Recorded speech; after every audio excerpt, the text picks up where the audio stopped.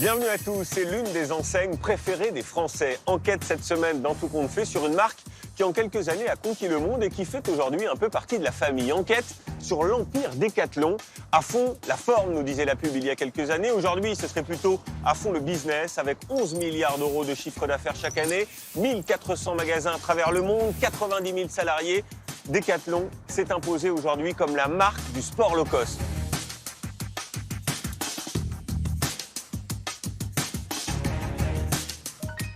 Alors comment l'entreprise parvient-elle à conjuguer produits innovants et prix cassés? Qui se cache aussi derrière cette incroyable réussite? Tout est-il si merveilleux dans l'univers Decathlon, comme l'affirme la direction? Nos équipes, vous allez le voir, ont remonté la filière jusqu'au Bangladesh. L'entreprise a également accepté de nous ouvrir ses centres de recherche dans les coulisses de la machine à vendre Decathlon. C'est une enquête signée Jessica Berthaud.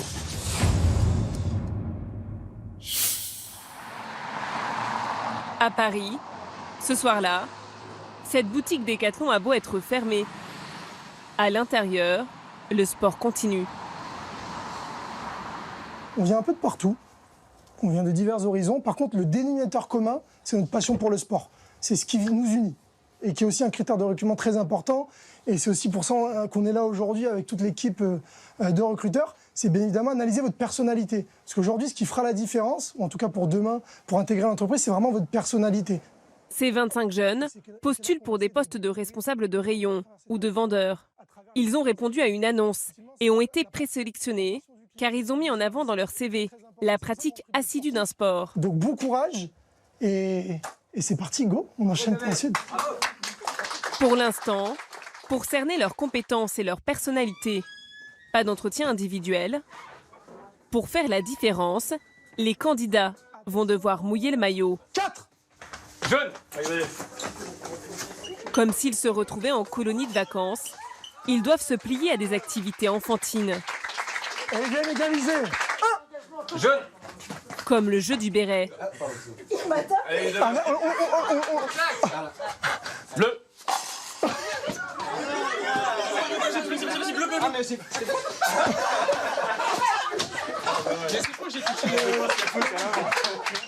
Deux, un, top! Il y a aussi ce jeu d'équipe où il faut aligner 3 foulards de la même couleur le plus vite possible. Mais ce n'est pas un simple moment de détente. Les candidats sont observés pour évaluer leur comportement.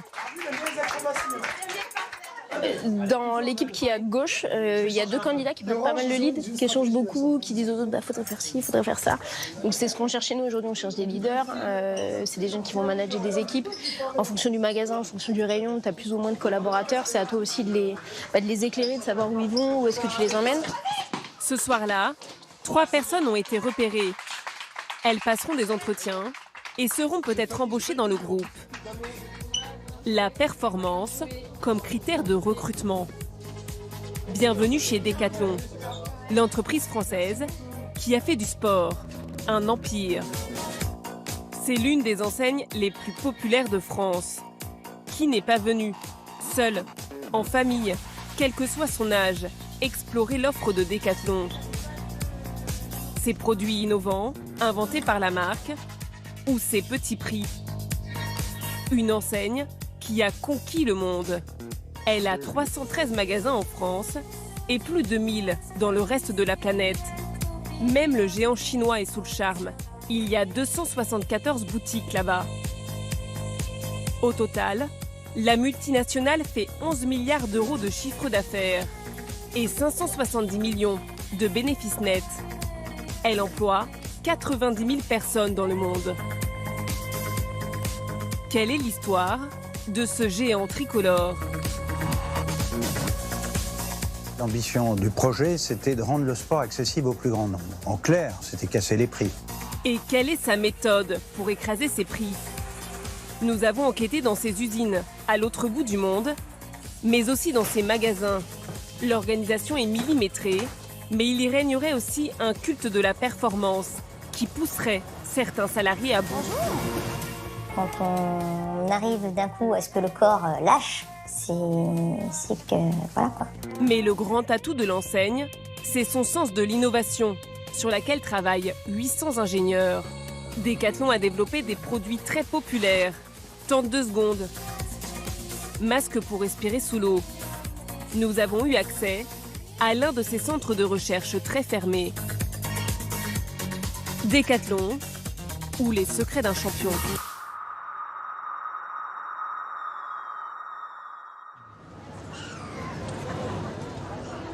Strasbourg, sa cathédrale, ses canaux et son magasin Décathlon, ici dans un centre commercial. Yes. Allongez les bras. Essayez de suivre mon rythme, c'est votre challenge. La première arme de l'enseigne pour vous séduire, c'est de transformer l'achat d'un article de sport en un moment de détente. Encore 8 ans. Good job. Dès l'entrée, on est saisi par ce cours de piloxing, une nouvelle discipline de fitness qui mélange pilates, danse et boxe. Le cours est à 3 €. Expire en enclenchant le mouvement, ce qui donne de la puissance. Souffle par la bouche. Puis, c'est l'entrée dans un magasin grand comme un hypermarché, 2500 mètres carrés, et qui ressemble un peu à une aire de jeu. De nombreux produits peuvent être testés, ce dont profite à fond la petite Eliana et son grand frère, Lilian.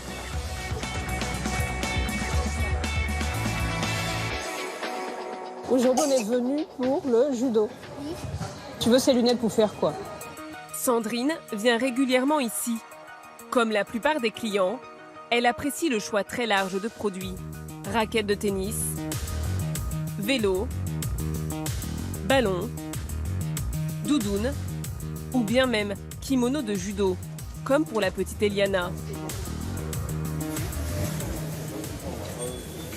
Voilà.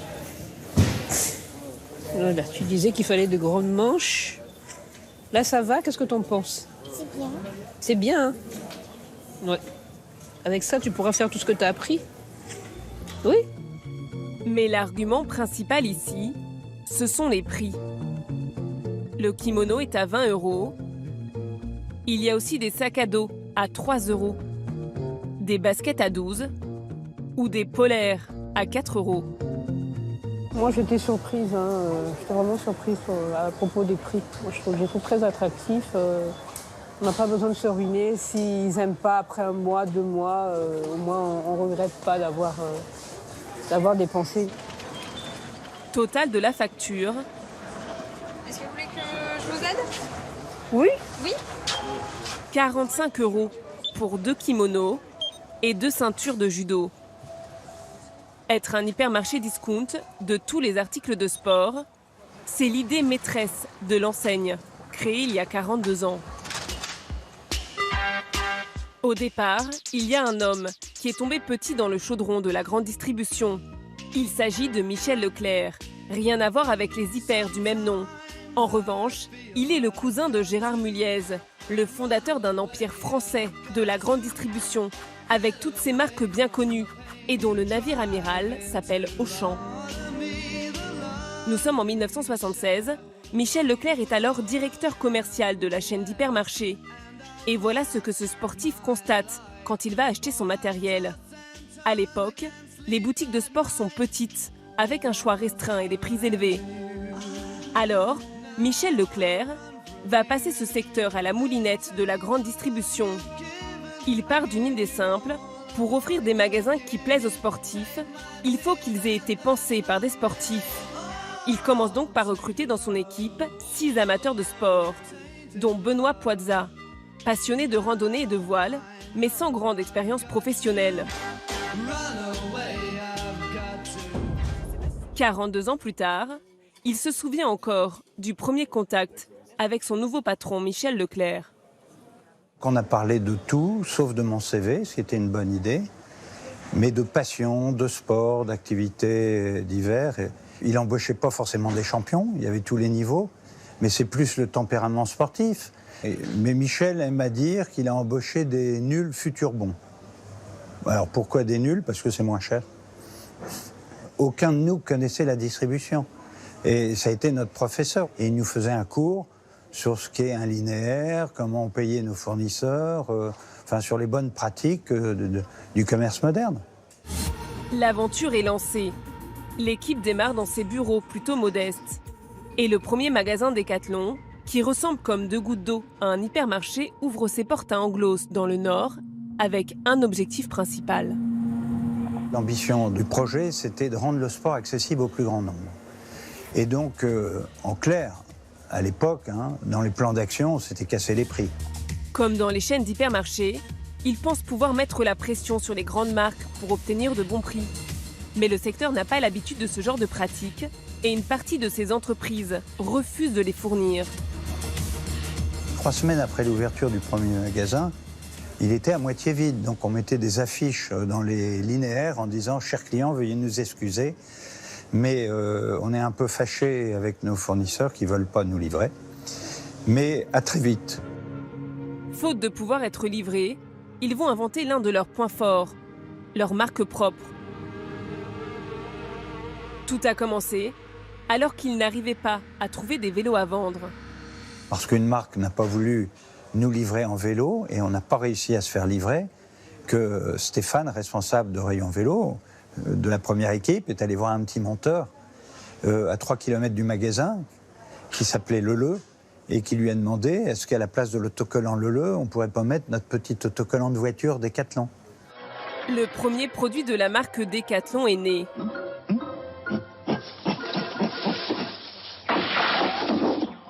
Magique!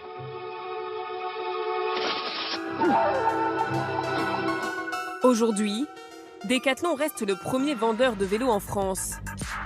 Les produits maison sont déclinés par grandes marques. Between pour le vélo, Domios pour la danse, Kalenji pour le running ou encore Hot Shock pour les sports de combat. Avec ses marques propres, qui représentent 80% de ses ventes, l'enseigne maîtrise toute la chaîne depuis la conception jusqu'à la vente et les marges qui vont avec. Et pour que ces produits soient écoulés dans les plus grandes quantités possibles, il faut pousser les forces de vente. Une course qui en épuiserait certains. Bonjour monsieur, alors qui c'est qui gagne? À Strasbourg, Maxence est un salarié heureux.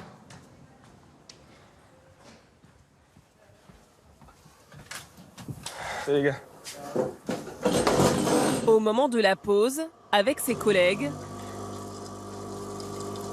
ce vendeur peut parler de sa passion, la montagne.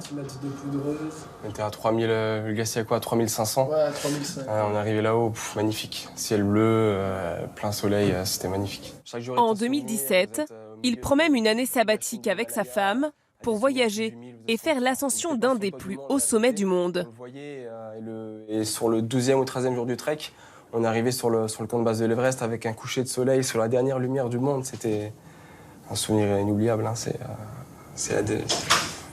pas de mots. C'est pour sa connaissance de la montagne qu'il a été embauché il y a 5 ans. Maxence, qui a un CAP, est en CDI.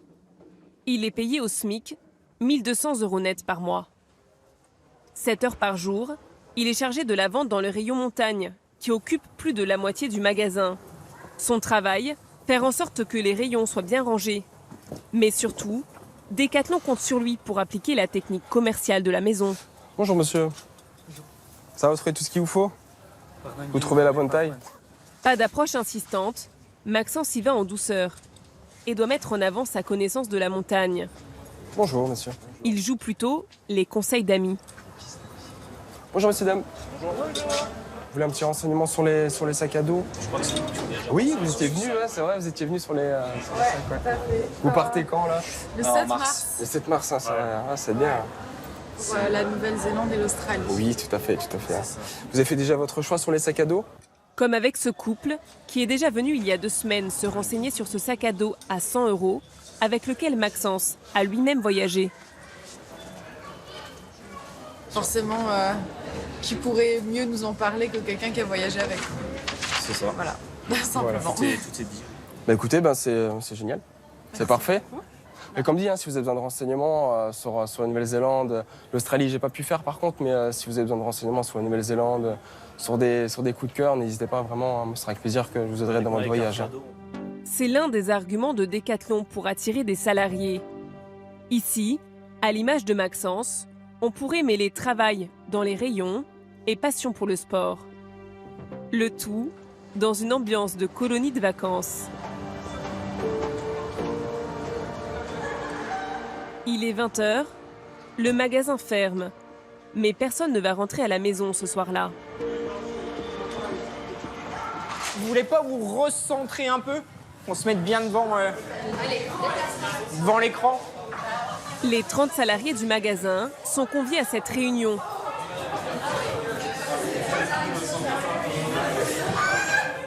Maxence vient prendre place. Ce qui est frappant, c'est la jeunesse des salariés.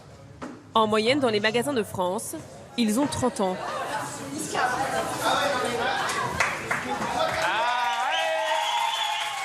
Des retardataires arrivent sous les applaudissements. On dirait une bande de copains. Mais le directeur veut en fait faire un bilan 4 mois après l'ouverture des lieux. C'est parti? Super, merci, désolé. C'est oui, on a attiré des clients, mais on a fait des clients heureux. Parce que 86% de nos clients sont satisfaits par le magasin. Quand je dis satisfaits par le magasin, c'est aussi bien par le magasin lui-même que les produits, que l'atelier. C'est la globalité de la satisfaction client. D'accord? Donc ça, c'est une super réussite. Enfin, vous n'en êtes pas fiers? Ouais. Ces chiffres, il les a obtenus grâce aux avis laissés par certains clients sur Internet après leur passage en magasin. Dans l'univers de Decathlon, ceux qui sont très satisfaits basculent dans l'enchantement. Est-ce que ça parle à tout le monde, l'enchantement? C'est les avis à 5 sur 5. Et vous savez à quoi sert l'enchantement pour nous, collaborateurs? Donc, prime. Donc, plus on a des clients enchantés, plus on est primé. On va dire le pourcentage minimum. Pour inciter les vendeurs à enchanter toujours plus de clients, il y a une prime à la clé de 5% du salaire, soit l'équivalent de 60 € net pour un salarié au SMIC comme Maxence. Donc ça, il faut qu'on continue à avoir... On a des avis clients qui sont top, 86%, c'est juste énorme, des clients satisfaits. Par contre, nous, il faut maintenant qu'on upgrade sur l'enchantement. On veut des clients qui soient hyper satisfaits. Okay? Pour que les clients soient hyper satisfaits, cette enseigne du sport mise sur l'esprit d'équipe. Vous avez 5 minutes pour tout résumer. Et le deuxième groupe, je joue collectif. Dans une ambiance de jeu, on leur demande de trouver des idées pour l'améliorer. Sorties sportives planifiées ou être réactif sur les help me, c'est-à-dire quand un salarié a besoin d'un coup de main.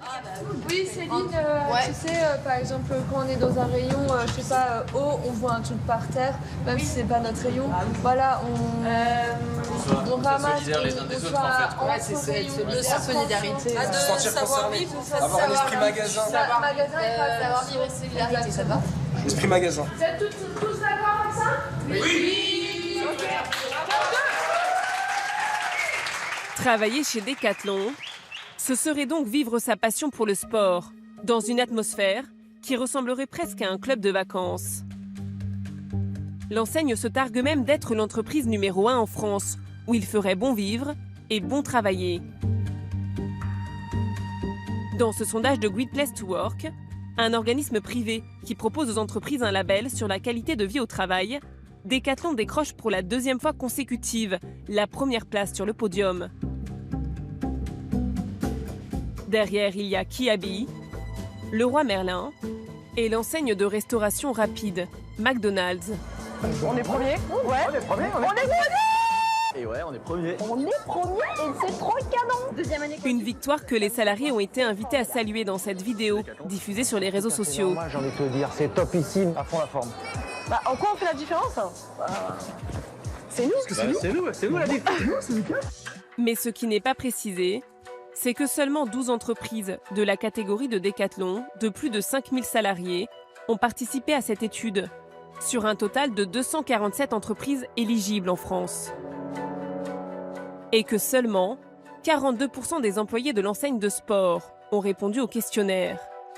Alors cette récompense reflète-t-elle l'état d'esprit de tous les salariés? Nous avons cherché sur Internet et nous avons trouvé ce site où les employés de n'importe quelle entreprise peuvent déposer leurs commentaires sur leurs employeurs. Decathlon obtient une bonne note. 76% de salariés recommandent l'entreprise. Entreprise très agréable et propice à l'épanouissement personnel.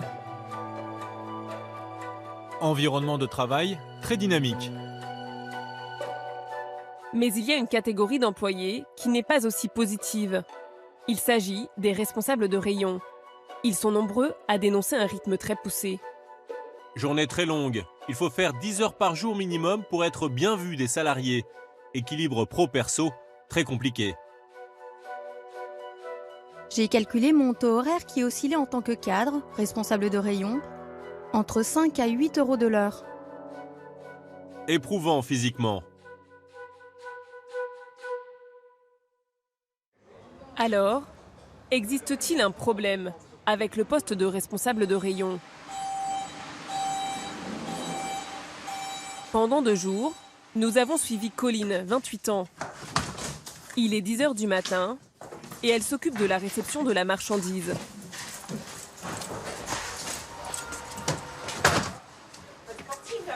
Ça a l'air un peu fastidieux comme ça, mais ça va. Colline, contrairement à Maxence, est cadre. Elle est chef du rayon running et non pas vendeuse. Elle est rémunérée 2 000 € net contre 1 200 € pour Maxence. Mais sa charge de travail semble bien plus lourde que ne le laisse indiquer la différence de salaire. D'abord, comme un vendeur, elle peut être sollicitée à tout moment pour des petites tâches. Le déchargement n'est pas encore terminé, qu'elle est déjà appelée pour renseigner un client. Du roller, oui, j'arrive de suite. Elle file au pas de course. Elle a beau avoir 2 vendeurs dans son rayon, elle doit régulièrement les aider. Bonjour.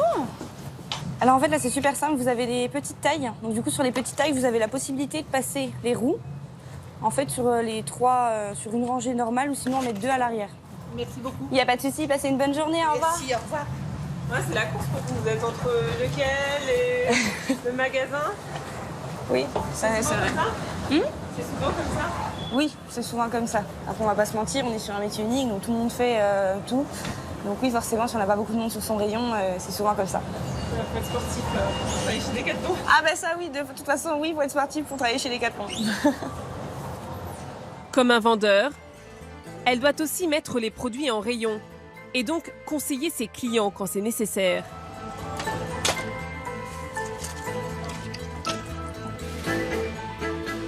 Pour aller comme à l'orangerie ou autre, vous pouvez partir sur celle-ci. Et comme tout le personnel, elle doit aussi faire de l'encaissement. Allez-y monsieur, vous pouvez mettre dans le bac. Vous avez la carte du magasin? C'est un échange? À cela s'ajoutent d'autres responsabilités. Au revoir, bonne journée. Monsieur, bonjour. Nous nous sommes procuré sa fiche métier, RR pour responsable de rayon. Voilà quelques-unes de ses missions, en plus de celles que nous avons déjà vues. Je dynamise mon commerce. Je construis et mobilise mon équipe. Je pilote et développe mon activité économique. Pour assurer cette charge de travail, cette cadre ferait des journées de 10 heures en moyenne, sans toucher d'heures supplémentaires, car elle est au forfait jour. Quand Maxence s'en tiendrait, lui, à ses 7 heures par jour. De longues journées, à un rythme soutenu. Toute la journée, non-stop. Oui, en général, oui. Ce qui est différent du vendeur qui, lui, a des horaires un peu plus... Peut être soit là le matin, soit là l'après-midi, soit, par exemple, avoir son jour de libre. Mais nous, du coup, oui, on est plus souvent sur le terrain, enfin, souvent là. C'est la casquette de responsable de réunion, donc vous êtes sur tous les fronts, tout le temps. C'est un peu ça. On est là pour remplacer si jamais il y a besoin. À la différence du vendeur, Colline est responsable du chiffre d'affaires de son rayon. Elle peut le consulter à tout moment sur son smartphone. Là, du coup, vous avez le chiffre d'affaires du magasin, les quantités qu'on a vendues à l'instant T. Du coup, après le classement par univers, donc en premier, on voit que c'est la montagne. Ensuite, c'est le running marche roller, glisse urbaine, le sport co, ensuite le fitness, le cycle et l'accueil du magasin. D'accord. Voilà. Et où est-ce que vous vous positionnez, vous? Moi, je suis deuxième. Vous regardez combien de fois par jour, à peu près 2 à 3 fois par jour. Le magasin vient d'ouvrir.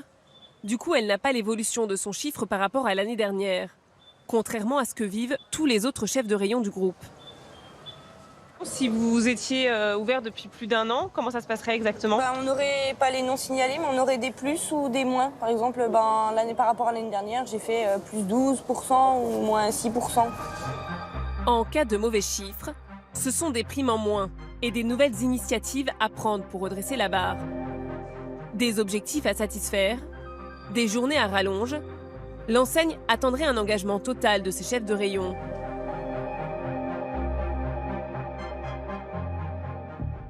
C'est ce que nous a raconté un certain nombre d'entre eux, qui ont souhaité rester anonymes. On rentre chez Decathlon, on est embarqué et tout le monde s'embarque en fait dans un même wagon à penser qu'en fait il n'y a que Decathlon pour vivre, on vit que Decathlon. Voilà, il faudrait quand même que tu t'impliques un peu plus, voilà, un peu plus déjà que les 80 heures qu'on peut faire par semaine, quoi. La pression, on va dire physique et psychologique, s'est accentuée, vu qu'on n'avait plus d'horaire. On nous donnait juste des tâches à réaliser, donc une liste de tâches qui est infaisable.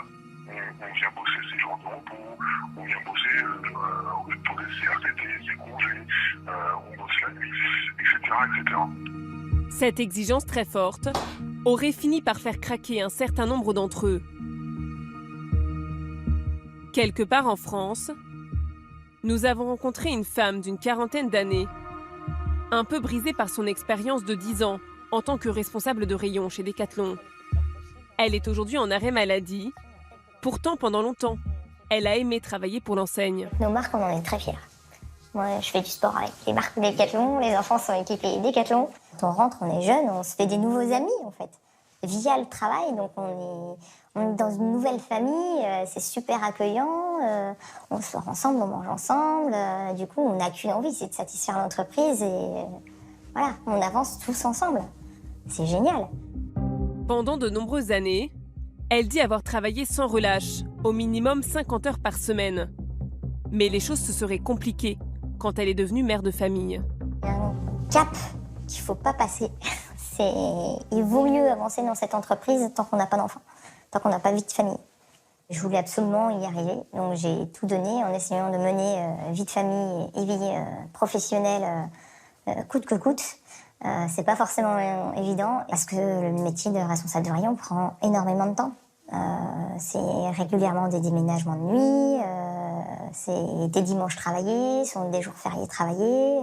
Tout au long de la journée, on guette les chiffres et même entre rayons, on essaye de passer devant l'autre.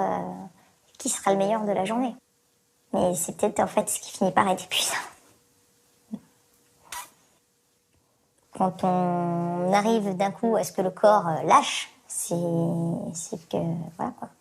On ne l'a pas choisi, mais le corps lâche. Et le médecin me disait, mais vous êtes épuisé. Donc c'est vraiment ce qu'on appelle l'épuisement professionnel. Nous n'avons pas obtenu le nombre de burn-out chez les responsables de rayon au niveau national. Mais dans ce document interne du géant français, un chiffre nous a frappés. En France, 448 responsables de rayon ont quitté l'entreprise en 2017. Cela représentait 18% des effectifs de cette catégorie de salariés.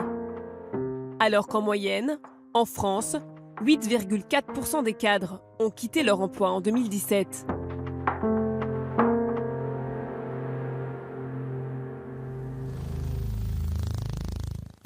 Alors, nous avons demandé à Decathlon si la charge de travail était excessive sur ses responsables de rayon. L'enseigne nous a répondu qu'en contrepartie, ils perçoivent 28 demi-journées de RTT à l'année. Et que plusieurs moments d'échange et d'entretien sur la charge de travail sont réalisés mensuellement, durant lesquels nous invitons les cadres à exprimer leur ressenti sur leur charge de travail.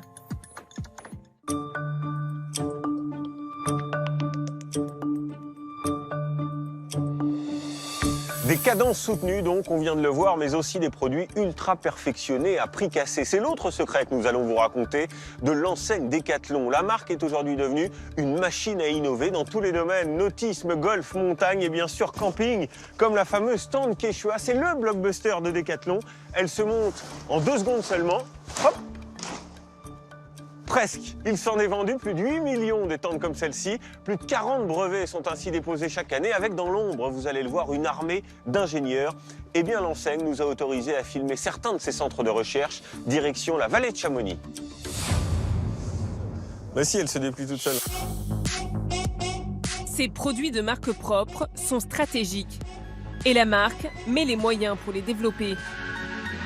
Elle s'appuie sur les 5 centres de recherche disséminés en France. Tous les articles de montagne sont conçus au pied du Mont Blanc, à Passy. Dans ce grand open space, 70 ingénieurs imaginent de nouveaux produits. Ils ont à leur actif l'article le plus iconique de l'enseigne, mis au point par Jean-François Rattel.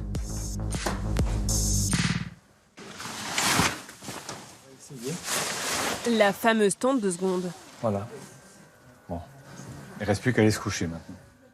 À l'origine de cette idée, il y a une conversation presque absurde avec des clients. Essayez de me dire quelle est la tente dont vous rêveriez. Voilà. Et donc, à chaque fois, il y en avait au moins un qui me sortait. Ah, moi, mon rêve, c'est une tente qui se monte toute seule. C'est ce geste-là. Bon, moi, dans ma tête, je me disais, c'est pas demain la veille qu'on aura cette solution-là. Pendant un temps, il cherche sans vraiment trouver la solution. Puis, il tombe sur cette invention américaine. Une mini-tente pour enfants qui se dépliait toute seule en quelques secondes. Une tente pour adultes est peut-être possible.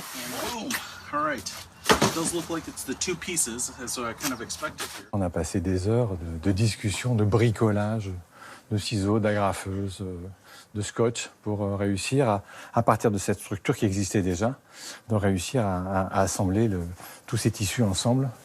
Au bout d'1 an et demi de recherche, ils sortent enfin le modèle qui garde un petit défaut. La difficulté à replier la tente. La majorité des gens ne comprennent pas ce qui se passe avec les arceaux. Donc parce que c'est pas vraiment naturel.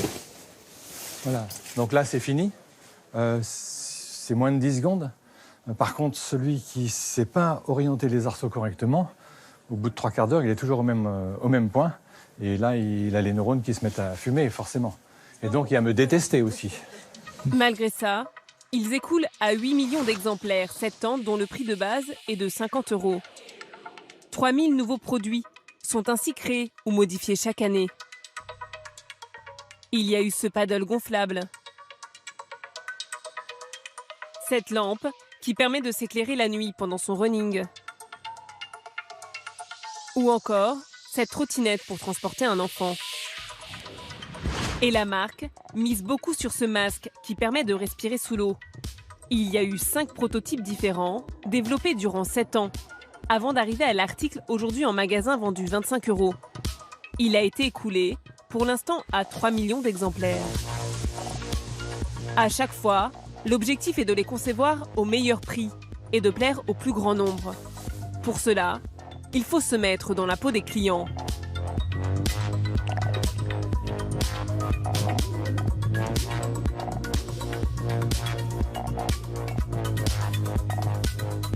Au bord du lac du Bourget, de drôles de créatures glissent sur des roulettes ce jour-là.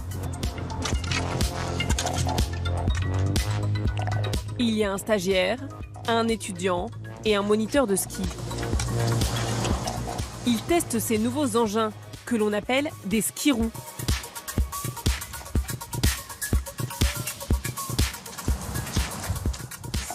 On remplit les feuilles? Ouais, je distribue ça. D'abord ça, ensuite le stylo. On ne copie pas sur le voisin. Après une demi-heure de balade, ils doivent donner leur ressenti. Sur 10, tout est évalué. Première impression, maniabilité, stabilité. Par exemple, à la stabilité, j'ai mis 6 sur 10. Pourquoi? Par rapport au déséquilibre latéral, j'ai une impression moyenne de stabilité. Là, par rapport à ce que tu dis là, sur la stabilité, est-ce que c'est dans des phases particulières, par exemple dans les... Pour Antoine Lomberti, ce n'est pas un petit jeu. Il travaille sur ce produit depuis 1 an et demi. En double poussée, je trouvais que ça avait tendance à partir un peu de côté. Toi, ce que tu aimerais, c'est vraiment la locomotive, sur les rails. Ouais. Aujourd'hui, la mission d'Antoine est d'améliorer le skirou, qui est déjà en vente à partir de 99 €. Un produit qui n'est pas tout à fait une pure invention de Decathlon. Il a en fait été inventé dans les pays nordiques pour que les skieurs de fond s'entraînent hors saison. Decathlon rêve d'ouvrir ce produit ludique à des personnes qui ne skient jamais. Pour cela, Antoine doit le rendre plus facile d'utilisation.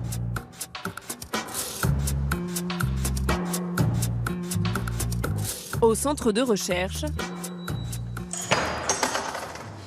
il essaie de régler depuis 6 mois un problème crucial. Les ski-roues n'ont pas de frein. Ouais, donc du coup, j'ai encore ces deux-là, hop, et j'ai aussi... Alors, pour rendre le produit moins dangereux, il a tenté plusieurs techniques. Donc là, c'est un exemple voilà, de système avec une molette qui vient appliquer une pression sur les roues et donc qui vient freiner. Donc en haut d'une grande descente, on peut venir serrer un peu pour freiner. Bon, c'est un système qu'on n'a pas retenu finalement. S'arrêter à chaque fois pour visser ou dévisser la molette, pas assez pratique pour les clients. Il a bien essayé d'imaginer autre chose. Donc celui-ci, pour ça, est plus proportionnel puisque c'est la pression de la chaussure sur la roue qui vient appliquer le freinage. Donc avec un système de verrouillage pour si on veut vraiment pas pouvoir l'utiliser. Mais pareil, pour diverses raisons techniques, de poids, d'efficacité, on est encore en train de chercher des solutions. Pour l'instant, il n'a pas trouvé le système idéal. L'autre objectif que lui a fixé l'enseigne, c'est d'être moins cher que ses concurrents. On trouve sur le marché des modèles similaires autour de 200 €. Alors pour baisser le prix, il s'est aidé de cette machine qui mesure la pression exercée sur le ski-roue. Il peut ainsi en déduire la quantité exacte d'aluminium nécessaire à chaque endroit. La matière première se paye, donc du coup, il faut en mettre juste ce qu'il faut. Et du coup, ces calculs permettent d'optimiser la quantité de matière qu'on va mettre sur le ski pour la qualité de l'usage et pour l'optimisation du prix. Concevoir des produits toujours moins chers à fabriquer, c'est l'obsession de Decathlon. On s'en rend compte au siège de la marque, à Villeneuve d'Ascq. On assiste ici à des scènes étranges. Des tests d'usure de doudoune ou d'imperméabilité de tenue de ski. Un peu plus loin, ce jeune homme joue les cobayes pour un accessoire de musculation. Mais avant tout, ici, on dessine et on invente de nouveaux articles. Pour imaginer les produits les moins chers possibles, tout le monde est invité à visiter une exposition dans l'immeuble que nous présente Franck Harold, le responsable de l'innovation. Alors en fait ici c'est une exposition en fait sur l'innovation frugale. C'est basé sur ce qu'on appelle les low-tech, donc l'inverse de la haute technologie. On a construit un four solaire qui est ici, à base de chambre à air, de parois métalliques qui reflètent la lumière. Ça monte l'eau à 80 degrés. Ces éoliennes, elles sont faites à base de produits de récupération. Donc les tutos sont sur Internet, à la disposition de tous. C'est fait avec des moteurs d'imprimante, des évacuations en PVC et ça recharge un portable. Simplifier au maximum pour faire des produits bon marché. C'est l'exemple que doivent suivre les concepteurs de produits. Un des meilleurs exemples est l'évolution de ce sac à dos qui a permis de baisser le prix de vente de 4,99 € à 2,99 €. Il n'y a qu'une seule matière. La fermeture éclair fait tout le tour, elle est beaucoup plus simple que ce qu'il y avait avant. En fait, tout le volume est fait non pas en rajoutant des pièces qui mettraient plus de profondeur, mais simplement en utilisant des techniques de pliage qui font que les soufflets se font naturellement. Alors ça, c'est tout bête, mais ça permet de réduire une intervention manuelle en usine. Il n'y a pas de choses qui sont rajoutées. On essentialise en fait le plus possible et ce produit, on en vend plusieurs dizaines de millions maintenant par an. Ça, c'est une chaussure de marche qui a été faite. Et l'idée, pour arriver à baisser le prix de plus de 30%, ce qui est beaucoup sur l'évolution d'un produit à l'autre, on a retiré la languette, par exemple. Les lacets, il n'y a plus de renfort ici. Ils conçoivent des produits simples, peu coûteux à fabriquer. Mais pour écraser les prix, l'enseigne fabrique à 8000 km de la France. 80% des produits Decathlon sont manufacturés en Asie. Et le Bangladesh est l'un des pays les moins chers. Dans quelles conditions travaillent là-bas les ouvriers pour l'enseigne française ? Nous sommes à Dhaka, la capitale. Ce pays, l'un des plus pauvres d'Asie, est très peuplée, 165 millions d'habitants. Un réservoir infini d'ouvriers aux petits salaires qui a fait du Bangladesh le grand spécialiste du textile discount.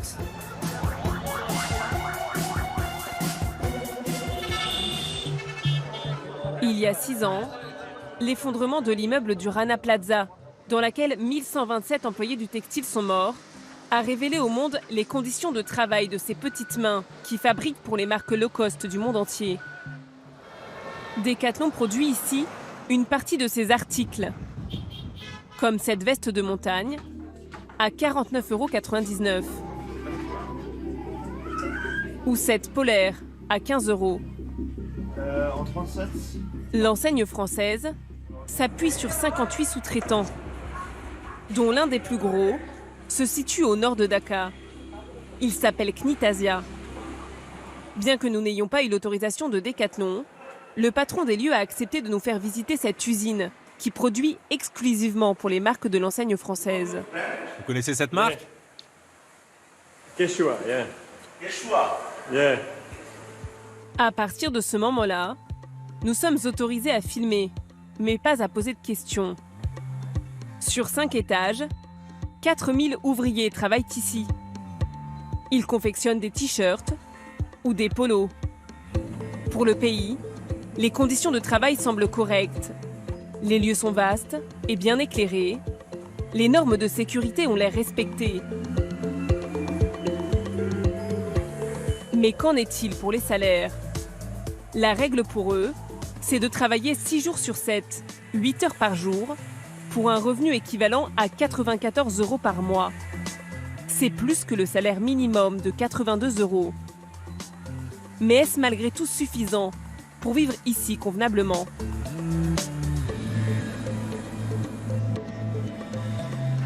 À Ashulia, Sajani, 20 ans, travaillait avec son mari pour ce sous-traitant il y a encore quelques semaines. Avec leur salaire, ils ont pu s'installer dans cette maison partagée par 9 autres familles. Les conditions d'hygiène sont rudimentaires.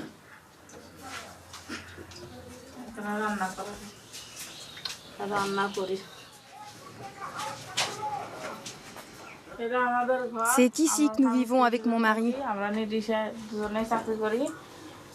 Il loue cette pièce de 8 mètres carrés. Avec mon mari, notre salaire est insuffisant. Comme vous le voyez, nous avons acheté le strict minimum. Presque tout notre argent passe dans la nourriture. Nous n'économisons rien. Nous n'avons rien d'autre pour vivre. Des conditions de vie difficiles pour un travail très soutenu selon elle. Nous étions censés travailler de 8 h à 17 h. Mais en fait, nous faisions des heures supplémentaires. Et pour certaines commandes, nous étions obligés de travailler de 9 h à minuit. Son salaire augmentait un peu grâce à ces journées très longues, sans pour autant, selon elle, améliorer nettement son niveau de vie. Une problématique que connaît bien à Paris Naila Al-Jatouni, d'Éthique sur l'étiquette.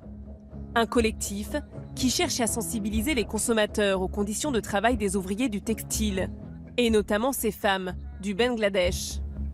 Lorsque les travailleuses travaillent 2, 3, 4, 5, 6 heures supplémentaires par jour, elles atteignent péniblement 100, 110, 120 €, mais ce salaire est encore bien inférieur à ce dont elles auraient besoin pour subvenir à tous leurs besoins fondamentaux, c'est-à-dire elles-mêmes se loger, se nourrir, se soigner. Le salaire demeure la principale source de revenus pour ces familles. Ça veut dire qu'il n'y a pas de protection sociale, il n'y a pas de congé maternité, de congé maladie, et que le salaire doit permettre aussi de couvrir ses frais. Avec les syndicats d'ouvriers du Bangladesh, ils ont calculé que le salaire minimum devrait s'établir à 160 € hors heures supplémentaires pour qu'ils puissent vivre dignement. Une revendication reprise par des milliers d'ouvrières le mois dernier au Bangladesh. Des manifestations qui ont été durement réprimées et des milliers d'ouvriers ont été licenciés. En raison du caractère éminemment stratégique de ce secteur, c'est-à-dire pouvoir offrir une main-d'œuvre peu chère aux grandes multinationales occidentales de l'habillement, les salaires sont maintenus volontairement très bas par un État et souvent un patronat complice, ce qui est tout à fait le cas au Bangladesh. En réponse à nos questions sur les conditions de travail des ouvriers, Decathlon a mis en avant ce plan de vigilance qui liste les engagements de la marque pour améliorer la vie des ouvriers, notamment en Bangladesh. L'attention est portée sur le travail des enfants, les heures de travail, la rémunération. Même si c'est une obligation légale pour les grandes entreprises françaises, Decathlon est la première enseigne textile de taille à avoir mis en place un tel dispositif. Permettra-t-il pour autant d'avoir des effets sur le long terme? Tout le défi pour l'enseigne, c'est qu'elle a en même temps prévu cette année de baisser ses prix de 3% dans la totalité de ses magasins.